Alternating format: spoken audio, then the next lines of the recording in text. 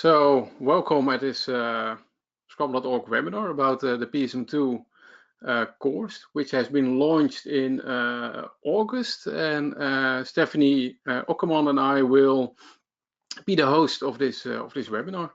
And before we are actually going to start discussing the PSM II course in detail, we would like to offer you some quick guidelines. One is that your microphone, as you might already have noticed, that they will be muted throughout this webinar, that we definitely encourage you to ask questions and basically start a discussion. You can also tweet your questions to using the @Scrum.org Twitter account or hashtag ScrumPulse. And you can type your questions in the webinar question box, which is probably on the right side of your screen. And you can also add or type comments into the webinar comments box, which probably is also in the right side of the screen. At the end of this webinar, probably when we got about 10 minutes left, we will take some time to answer the most urgent questions or most interesting questions or comments that you have posted throughout this webinar. So roughly we will be sharing for about 40 minutes. Stephanie and I will share with you what the objectives are of this PSM II course and more sort of the making of and the intention that we have with this course. And the last 10 minutes is intended for sort of a Q&A part. This is more a slide by which we would like to share with you what our intention is. Scrum.org is all about a community, building a community that is really learning a lot and helping each other using Scrum, and in the end improving the profession of software delivery. And this webinar is one of the examples or instruments that we use to get in touch with you as the community, and hopefully also to learn from you and help each other improve Scrum. So briefly about us, Stephanie, maybe you want to introduce yourself? Yes. Hi, everybody. I am Stephanie Ockerman. I'm a professional Scrum trainer, and I run Agile Socks, a training and coaching company. I'm also a steward for the Professional Scrum Master curriculum. So Barry and I, as well as several other stewards for our courses, work together working with Scrum.org, our entire international professional Scrum trainer community. And we work towards continuous improvement of our courses and looking at what's changing in our industry, what's happening in different parts of the world, and really just looking to make sure that we're always improving the materials and our delivery style to help improve the profession of software delivery. So I also consider myself more aligned with the Scrum Master role. I do have experience filling all of the other roles in Scrum, but the professional Scrum Master role is one that I hold strongly in my heart. It's where I started my Scrum journey. I also enjoy writing a lot, so you can read blog posts that I've written on the Scrum.org blog, as well as my blog at agileSocks.com. Yeah, I think that last bit is what Stephanie and I definitely have in common. Besides being a professional Scrum trainer and steward as well, I enjoy writing a lot of blog posts as well, if you might have noticed. I'm the co-founder of The Liberators, a company that I started some time ago with Christian Verwijs. And Christian and I actually also set the foundation for the current Professional Scrum Master 2 course. I'm also the co-organizer of the Dutch Liberating Structures user group, which is actually something that we also use a lot during the Professional Scrum Master 2 course. Maybe I'm going to share a bit more about that in the upcoming minutes. So that's about who are the hosts of this webinar, Stephanie and myself. And now we would like to share a bit, sort of, very briefly, the making of this class. I think it was about 2 years ago that Christian and I got approached a lot by Scrum Master that attended one of our professional Scrum Master courses. Also did the related PSM I assessment and were ready for the next step. They acquired a lot of experience as a Scrum Master, were interested in taking a PSM II assessment, but were more like, okay, is there a course that can help guide me in my Scrum Master journey. So that triggered something with us and the idea that we would like to maybe create a course with that. But what we did not want to create was a course that was mainly about best practices. Because given the complexity of current organizations, we don't really believe in best practices. Every organization has their own complexity, and every Scrum Master should really figure out what practices are useful in their own context. So we decided to create a course that was more about the mindset and help Scrum Masters figuring out best practices that might be suitable for their own organization.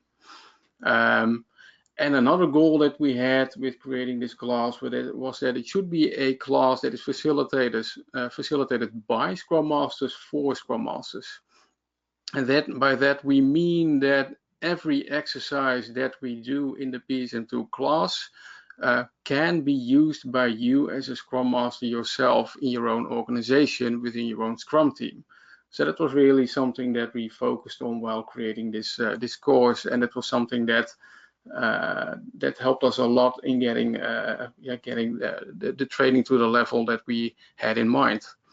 And the last thing that we really wanted to achieve was that basically this course is all about assisting the discovery of local solutions. And it's related to what I mentioned earlier. We don't really believe in best practices. We really offer guidelines and really offer a structure and encourage self-organization by which Scrum Masters can sort of discover the practices that match their own organization and sort of discover solutions that are relevant for them. So that was sort of the idea that we had with creating this course. It should be really about helping you take the next step in your Scrum Master journey. Anything to add, Stephanie? No, that's great. So let's talk about who should attend this course. Just clearly Scrum Masters. However, we want to make sure that we have the people in the class who are going to get the most out of it. As Barry described, it's not about just giving you a list of do all of these things and you'll have success, right? There are no silver bullets. So it's based on people having their own experience as Scrum Masters, working with Scrum teams, working in organizations. And so we do recommend that people who have at least 1 year of experience practicing as a Scrum Master. And what's interesting about this course is that we will also get people in who have had 10 years, 15 years, even more. And everybody's learning from each other's experiences. So even if you only have 1 year of experience, your experience is different, your experience is unique, and you have things to bring to the table. And then you also have that opportunity to learn from others who maybe do have more experience than you and also different types of experiences. So that's what this course is designed for. We're not teaching you Scrum in this course. We expect people who come into this course to already know the Scrum framework. We're not teaching you new things about the Scrum framework. It's more about how can we then navigate as Scrum Masters and figure out how to enable our Scrum teams and our organizations to get greater benefits from Scrum. And so it is also recommended that you would have passed the PSM I assessment, which helps validate that you do have a solid foundation of the Scrum framework and or have attended a professional Scrum Master course. Anything else to add, Barry? No, maybe very briefly, but I think I can tie it into the next slide. I think you could say that where the professional Scrum Master training stops, that's where the professional Scrum Master 2 training starts. So at the start of the training, we do sort of a lightweight mini assessment to, in sort of a fun way, see, okay, did we really get Scrum? What is the knowledge of this group about the Scrum framework? Then we move already into sort of clarifying what an effective Scrum Master should be about. So we're going to discuss with each other what sort of the misunderstood stances are, and these might be familiar. We're going to talk about the Scrum Master, let's say, as a chairman, or the Scrum Master as a scribe, or the Scrum Master acting as a Scrum police. And then we're going to sort of help each other get clarity about the preferred stances. And that might be the coach, the mentor, or the change agent. And we offer quite some time for reflection in this part of the training, because this will be different for every Scrum Master. Every Scrum Master has his or her own journey as a Scrum Master. And we have a discussion with each other about why it matters to, let's say, move to the right side, to the preferred stances, and how we can help each other as Scrum Masters in changing our behavior, which is obviously quite difficult to do. So it will be, the morning part of the training will be mostly about getting clarity about the misunderstood and the preferred stances of a Scrum Master. Anything to add to that, Stephanie? Yeah, just to add a little bit of a personal reflection to this, as you said, the course is very much about personal reflection. And I look back at myself as a Scrum Master when I first started, and I didn't really know how do I go about doing this? I know I'm here to help the team, help the Scrum team, help the organization. How do I do that? And so it's something that is really easy to start in kind of that, like, I'm here to just enforce the rules of Scrum.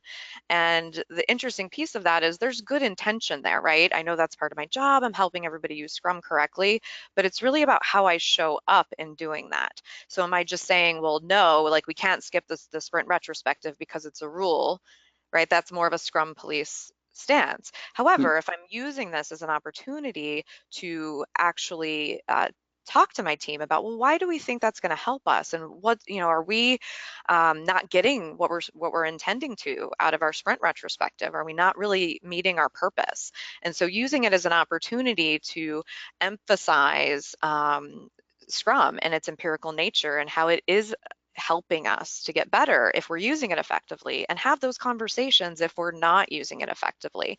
So I just like to point out that a lot of us start in a place where we're doing the best we can. We have good intentions. There may be pressures coming at us, and really helping us reflect on, is that really the best way I can effectively serve my team right now, my Scrum team, my organization? And so while, it's not to say bad or good, it's looking at how do I be more effective? And there's really opportunity here for great levels of personal reflection, no matter whether you're a professional Scrum trainer like Barry and I, or, you've been doing this for a year, you've been doing it for 10. Yeah, great. So let's move on to the second objective that we have with this class, and that's using the Scrum principles and values. And I think, Stephanie, you Yeah. wanted to add something to Yeah, that as well. absolutely. So in our setup, Barry gave a kind of a great introduction to this idea that we don't really believe in best practices. There are good practices, and the best practice is the practice that works for you in your context. And likely that practice won't work anymore 3 months from now because the work that we're doing is complex, things are changing.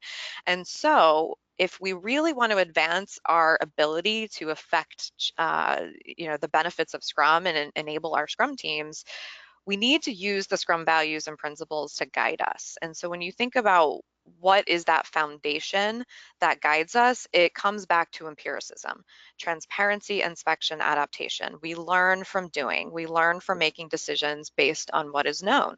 And so that helps us explore, well, what is our context? Is this maybe different than what we were doing 3 months ago? And that's why things maybe need to be adapted.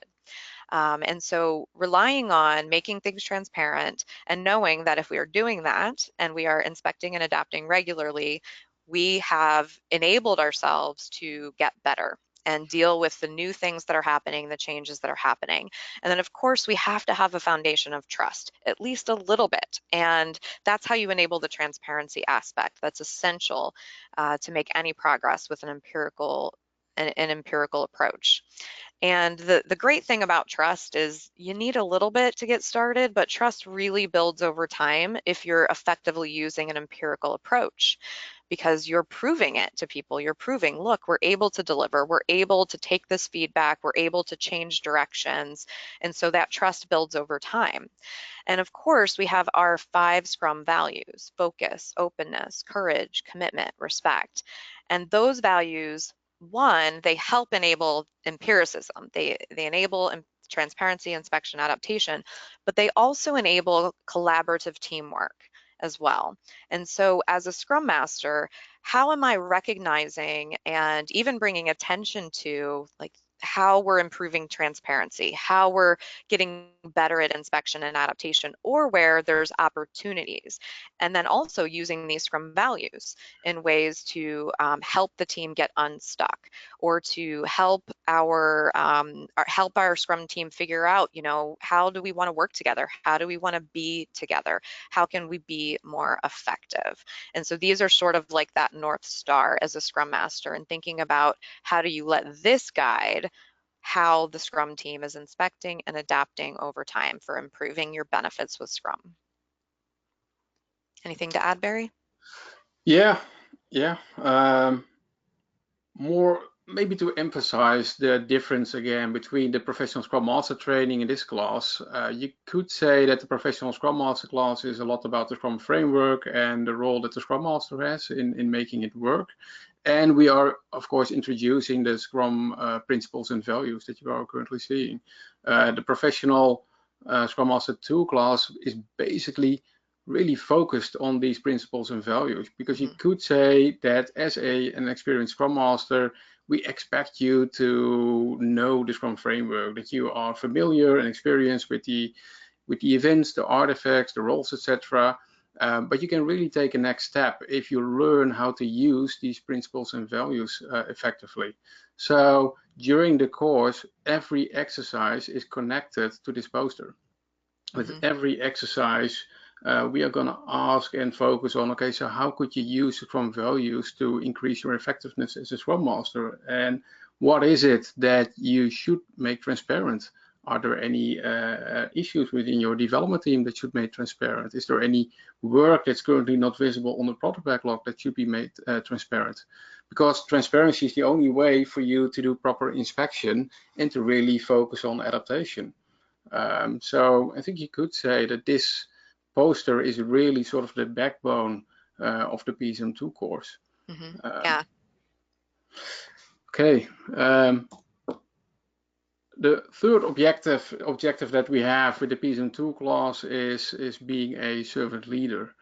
And I hope that you can see that the examples that we gave on this slide is sort of like not what servant leadership should be about. So we have a conversation about, let's call it sort of traditional leadership, which is more like that you as a team boss are the decision maker, that it should be about utilizing resources, etc., and that maybe even as a Scrum Master responsible for hiring and firing, and that you are the person that should be really report driven. We have a discussion about the impact of that if you use this kind of leadership and it's not really effective. And then we move on to more like, so what are better styles of leadership? And that is Scrum Master should focus on self-organization, because self-organization is really the only way to deal with complexity. And we give quite some examples of how a Scrum Master can act as a servant leader that encourages self-organization by helping the Scrum team remove impediments. So we clarify that a Scrum Master is really not the only person that should remove impediments. It's about removing impediments together and helping and encouraging the development team to solve their own problems, because that really helps them grow as a team. I think, Stephanie, you wrote quite a lot of blog posts about servant leadership, so I can imagine you've got something to add to this one. Yeah, I'd love to add to this. So this idea of servant leadership, one way that I look at it as servant leadership means as a servant leader, I determine my success by the growth and the success of the others who work for me. And so this term can be really hard to grasp, and that phrase helps me kind of come back to the true meaning, because a lot of times I look at it as supporting my team, helping my team, right, but am I supporting them and helping them in ways that help them grow and be more successful, not just in the short term, but really looking at the long term. So self-organization is a topic that comes up all the time with Scrum. And it's one of the challenges I think that all of us Scrum Masters have experienced of, well, how do I help my Scrum team become more self-organizing? And really, just an example to share is, when I first started, I thought I was helping my Scrum team by, helping, ask questions, do we need to update the Scrum board, and, kind of moving things for them. I wasn't, dictating, but I was helping because I was kind of pointing out, hey, our Scrum board isn't transparent. Let me help you with that. Or just, actually capturing the details of discussions we were having, maybe during product backlog refinement, right? I kind of turned into a little bit of, I'm helping because I'm taking notes and I'm helping do some of this detailed work. But the reality was I really helping them become better at self-organizing and better at taking ownership of their Scrum board and figuring out ways that they were going to collaborate more effectively together. And so just recognizing that we have this word that's really big, servant leader, but getting into what does that actually mean, and asking ourselves, is it okay to do those things early with my Scrum team? Because they're new and they're trying to figure it out. So maybe I'll be a little bit more directive and help with that, versus is that really in their best interest, right? And maybe it feels good to me, but this isn't necessarily about me feeling that I'm helpful, right? I know I need to think about the longer term. And the same applies with organizations. Sometimes there's a little bit of a pressure that can get put on a Scrum Master because of the kind of a misinterpretation of the role. And so, managers come to you asking about things that are related to reports and being resource driven. And again, is it easier for me to just fall into that and be like, oh, okay, yeah, I'll help you, I'll give you this information, or I'll do that for you? Or is it better for me to kind of demonstrate the courage to say, well, look, let's talk about this, and let's talk about, what may be more effective. What are you trying to achieve? And what are some ways that we can do that that are actually beneficial for everybody involved? Yeah, very good. And maybe to add on, to build on that, again, we also use the Scrum values to explain the servant leadership role. So often we are going to ask, like, how can you show commitment, or how can you encourage commitment as a servant leader, or how can you create a respectful environment within your Scrum team as a servant leader, in which conflict is really addressed in a way that you would like it to be addressed. So servant leadership is sort of like intertwined in every exercise during the PSM II course. It's really something that you should experience in that sense. Okay, Stephanie, Yeah, supporting the development team. right. So talking about servant leadership. In the Scrum Guide, the Scrum Master is a servant leader, and the Scrum Guide talks about different levels of service. So one of those levels of service is in supporting the development team. And so when we think about Scrum, if you've been to one of our professional Scrum Master courses, you know this. The entire point of Scrum is done, getting to a done increment. And that's really where the benefits of Scrum kick in. That is where you are able to deliver value. It's where you're able to get meaningful feedback.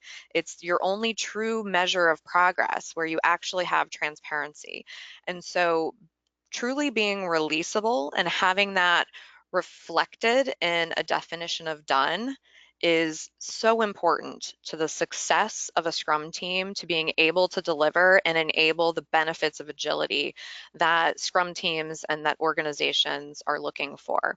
And so this is, I think, for me, at least as a Scrum Master, and from lots of other Scrum Masters that I meet, this is really challenging for Scrum Masters to think about, well, how do I support the development team in that? If we're saying the development team is accountable for creating the done increment, they own the definition of done, they own this baseline of quality and completeness, and I want to enable self-organization, how do I help them? How do I influence them?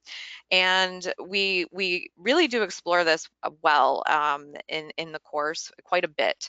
And beyond this, though, just in your day-to-day, right, the experiences we've had working with Scrum teams, and we know Scrum doesn't tell you how to build quality complete products, right? It says it needs to be releasable, but that's going to look different for the type of product that you have, the different industry, the market. Of course, technologies are changing all the time, so different practices are needed, different tools are needed. So the development team owns those decisions and their processes.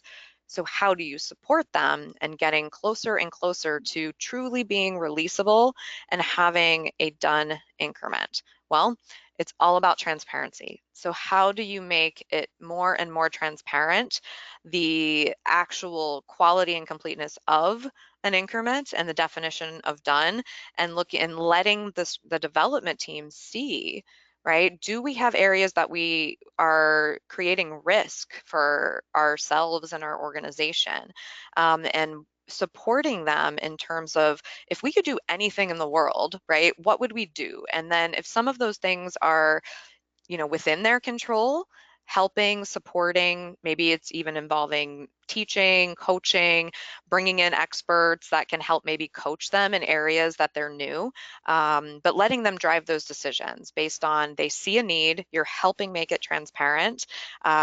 Here's the risks we're having, here's historical information about releases having bugs in them and the impacts it's had to our customers, the dollar impacts maybe it's even had to our organization, the interruptions that we experience when these bugs occur.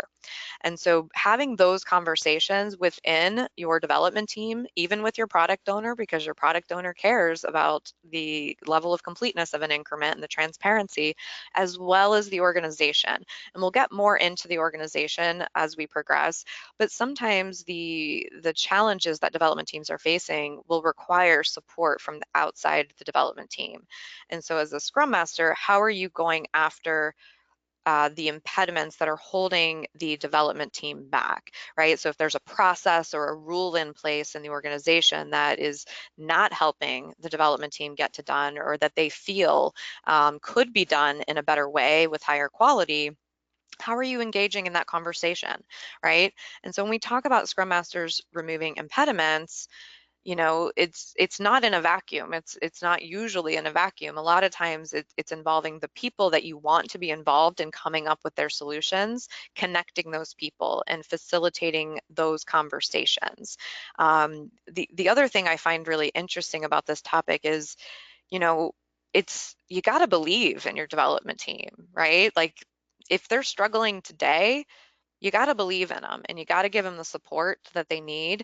You may have to teach some new techniques. You may have to help bring some structures in that help them see some of the limitations of the way that they're working today, but also show them that you believe in them and that there is hope and there's a way to move forward. And we do that iteratively and incrementally. We're going to get better over time. So you're still letting them own it, but you're there to help enable that change and helping them take greater ownership of solving those types of challenging problems.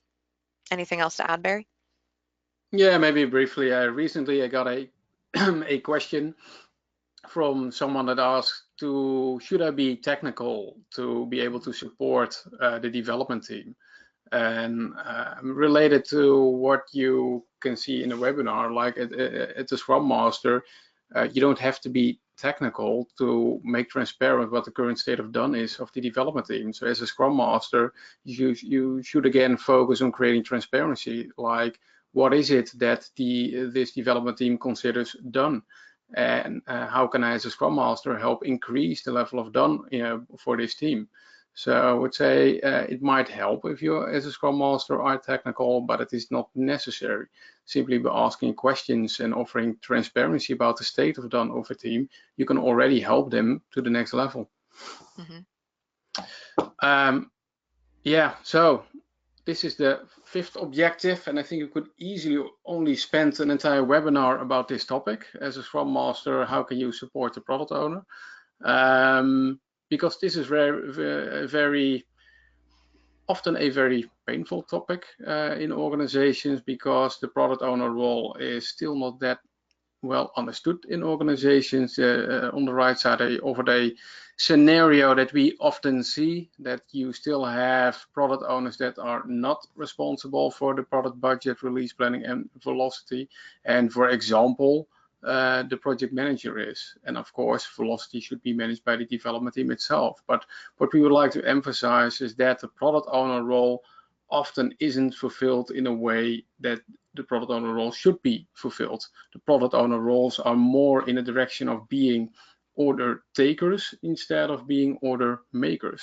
And it's up to the Scrum Master to, again, make transparent what the impact is of these limitations, these possible limitations to the product owner role. And it's up to the Scrum Master to help the product owner role become more effective in his or her role. Because eventually, if the product owner cannot fulfill her role the way it should be fulfilled, it will be very difficult to become successful with Scrum. So the product owner, so the Scrum Master has a very important role in this way. And during the PSM II class, we give a lot of guidance in how a Scrum Master can help the product owner become more effective in this role. Stephanie, anything to add to that? Yeah, so it's always an interesting conversation for me when you get into this idea of, we have these Scrum roles, but we also have other people in the organization who have job titles. And I come from a traditional project management background. I have my PMP, my professional, or what is it, project management professional, my project management professional certification still. And I empathize so much with project managers, and it's interesting because I can see that idea of, what does it mean to have a product owner owning things like a budget and owning decisions around when, what and when we're planning to release, of course, in conjunction with the development team being involved in that. And it's it's an important conversation to have. And again, it's about making things transparent. It's about what is the impact on empiricism when we are not letting our product owners fulfill their accountability, or when we're not actually giving them the authority and the power, or the skills and the knowledge, the connections that they need with stakeholders and users. So when it comes to that, well, how do I support my product owner? For me earlier on, it was a little bit of, well, do I help them do this stuff? And then kind of realizing as I grew into the Scrum Master role that really I need to be helping them figure this out for themselves, because every organization is going to be different. And then also working with project managers, with managers to say, well, how do you go to the product owner to influence what we're trying to achieve with a project? How do we work better with our stakeholders as a product owner in terms of gathering feedback, in terms of being able to truly communicate and know what value we're delivering, and leveraging that to inspect and adapt and move closer and closer towards the vision that a product owner is holding. So again, it's that balance between, how do I support in a way that is really coming from that servant leadership stance of helping that person become more and more successful in fulfilling that product owner role. Cool. So let's move to the next one, the objective that we've had with working with a wider organization. Yeah. So the services to the organization as well, and we've already touched on this topic a little bit about the idea that our Scrum teams are not typically in a vacuum, where they're only working with each other, and this is going to be very context dependent to the type of organization, the size of your organization, the type of product you have, the industry that you're in. But we do need to consider the wider organization. And oftentimes as Scrum Masters, we start with a new Scrum team, and we're very much focused on helping that Scrum team be successful. And it's important, however, to remember that we do have to keep the wider organization in our focus to some degree, and that may shift over time depending on where your Scrum team is at, but we can't ignore the wider organization. In fact, often if we do, we are limiting the ability of our Scrum team to be more effective. And of course, part of our role is to embody agility to the organization. So when we think about supporting the wider organization, the term organizational impediments often comes up, and that is an aspect of it, right? How do we work with different departments, such as marketing or the sales department, to figure out how they can better support agility in the organization? And if there are organizational impediments in terms of how work is planned and communicated in the organization, how work is funded in the organization, you're going to need to go to those areas, and you're going to need to create, again, transparency to what are the impacts of the way that we're working today on our Scrum teams and our ability to deliver value, but also what are the impacts maybe beyond that. And one of the pieces of this that I like to talk about is that we do have to not necessarily create this us versus them, where it's like what you're doing is impeding us. Well, might not be able to get a collaborative conversation going if I'm looking at somebody and saying you're an impediment or what you're doing is an impediment. But this idea of how do we collaborate with the other Scrum teams that maybe we work with, if we have multiple Scrum teams and there's integrations with different parts of our product, but then also these other departments that influence the processes that impact our ability to deliver value, across the organization.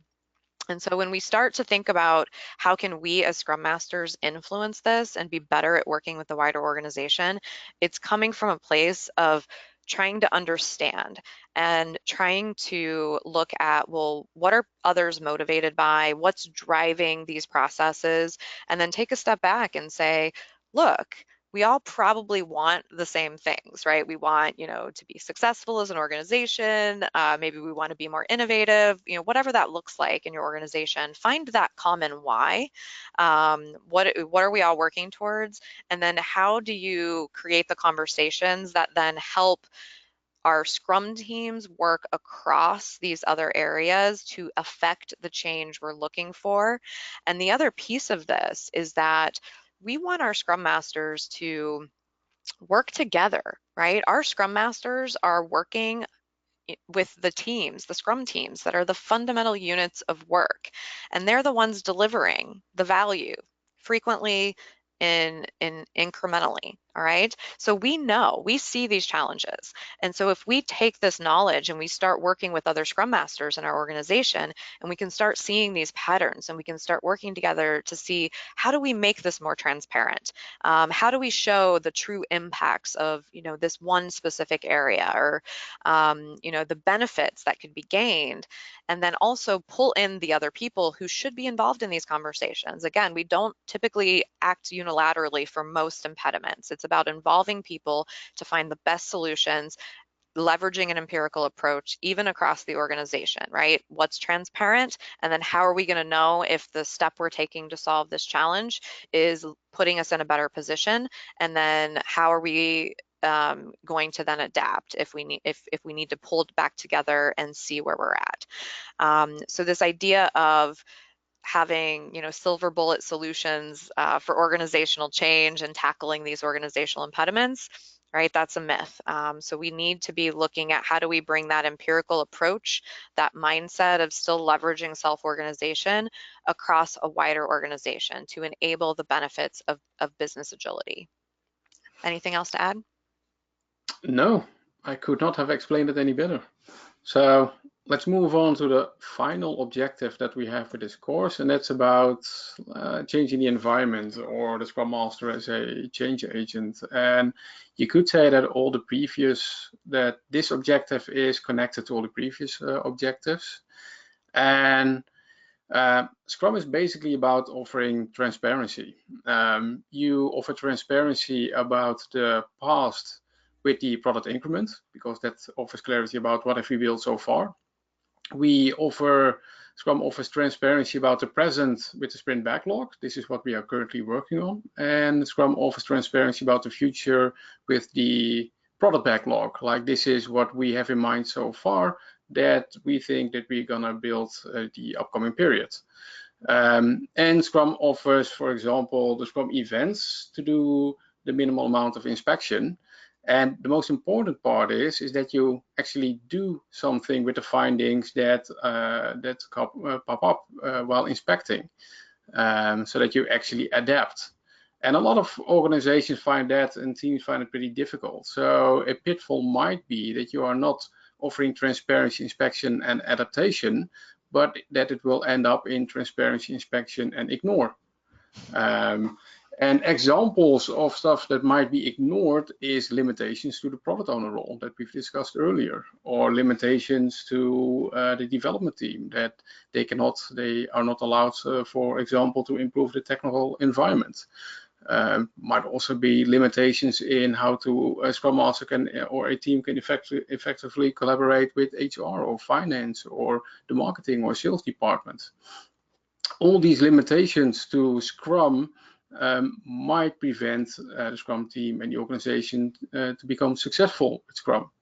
So it's up to the Scrum Master to help remove those limitations. And that's really what the Scrum Master as a change agent is about, to collaborate with other Scrum Masters, to collaborate with other management or other people in the organizations to help remove limitations. And the goal is, in the end, to create a Scrum-friendly environment. That's an environment where self-organization will take place on every level, because again, self-organization is the only way you can deal effectively with complexity. And a Scrum Master should create an environment where team members that are actually doing the work are given the freedom to shape the work in a way that they can actually build a product that the organization needs and a product that the customer needs. The good news is that the Scrum Master is in the best position to create such an environment, because the Scrum Master is actually part of the Scrum team that is doing the work, knows and feels the impact of possible limitations, and therefore also really feels the urgency to drive the necessary changes and to collaborate with people that can help support creating a more Scrum-friendly culture. And during the class, we give a lot of guidance in how a Scrum Master can really create such an environment in their own organization. I think this also brings us to the sort of the closing slides of this presentation. Stephanie, anything to add to the previous one, or? Yeah, just to say that, our hope is that this conversation around how Scrum Masters start to shift their ways of thinking and their ways of working to really become that servant leader and enable the benefits for our Scrum teams and our organizations. We're hoping that this has been successful, and that is the type of this is the type of environment we've created with the PSM II course. And so, we are seeking to enable this transformational learning experience in a 2-day course. And it's also a transformational learning experience that you can undertake on your own, leveraging what you've heard and what you want to do next. So let's go ahead and take a few questions, Barry. Yeah, I'm fine. That's fine by me. So let's see. Wow, there are quite a lot of questions. Yeah, and one thing I want to add is that Barry and I mentioned at the beginning that we do both blog pretty frequently. So I know there's a lot of questions out there that we clearly won't be able to get to all of them. And so check out the blogs coming up, because these could be some great seed topics that we'll be able to answer going forward through the Scrum.org blog as well as our own blogs. Yeah, so you want to start us off with one, Barry? Yeah, I'm sort of scanning some questions. I see one of them that's more related to the facilitation techniques that I mentioned earlier. So during the PSM II class, the question is more like, could you give some examples of facilitation techniques that you use in the PSM II class? I think most of the facilitation techniques that we use are based on what we call liberating structures. And those are just techniques that might help you facilitate every Scrum event in a more effective way.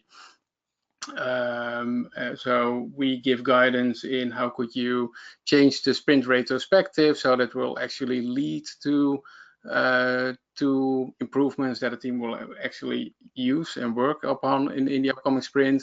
We give guidance or facilitation techniques that you use during the sprint planning or sprint review.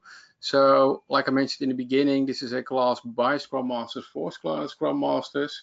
And that's why we use a lot of techniques, facilitation techniques that you can use as a Scrum Master yourself.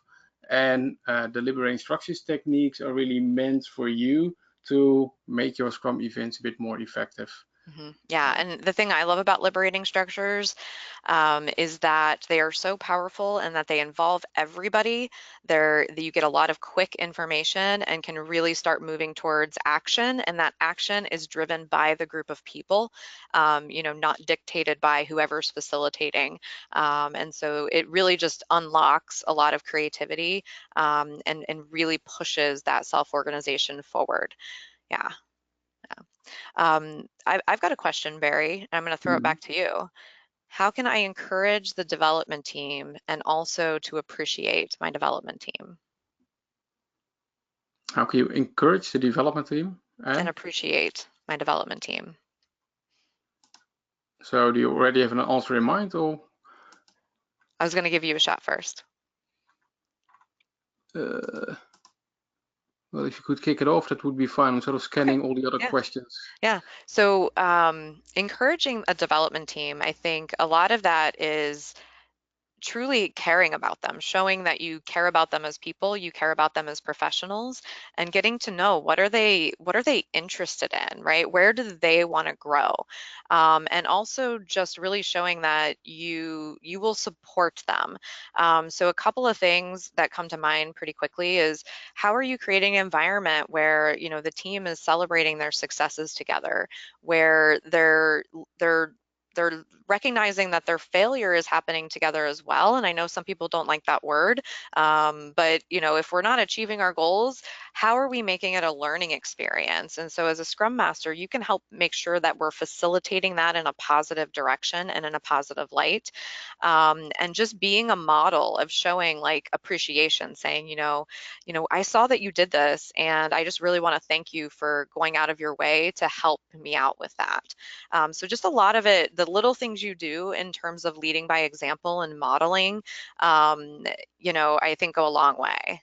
Yeah, I think another example might be to really show commitment to solving the difficult impediments. Like that was my pitfall maybe in the beginning of my career as a Scrum Master, sort of solving the easy impediments, like I don't know, making sure that we can use a sprint backlog and a product backlog physical on the wall so that we offer transparency, but sort of getting stuck with the difficult impediments. And it might be the relationship that you have, let's say, with management. That might be a difficult relationship. And those might be difficult conversations that you need to have with, let's say, with management, that might be necessary to ensure that a development team can be effective. And if you, as a Scrum Master, show commitment and courage to have those difficult conversations because you see that those are necessary for the development to create a space in which they can be successful, this also sort of a signal of respect and commitment to the development team itself. Yeah, absolutely. So we are going to be closing this out at this point, and we so much appreciate all the great questions. As you saw, we were a little bit like, wow, there's a lot of questions. Which ones do we take? These are all great. So look forward to some blog posts coming from Barry and I to help tackle some of those questions and give you guys some more tips and some guidance on how to move forward. You can connect with the Scrum.org community in a lot of ways. There's our forums, of course, these webinars, and the cool thing about the webinars is they are recorded, so you can go back and look for past ones and see are there topics that are of interest to me and how I can better serve my Scrum team and my organization right now, and of course the Scrum.org blog as well. We hope to see you in an upcoming Professional Scrum Master 2 course, and thank you all for joining us. Yep, thanks for joining, and indeed, hope to see you in an upcoming Scrum.org course.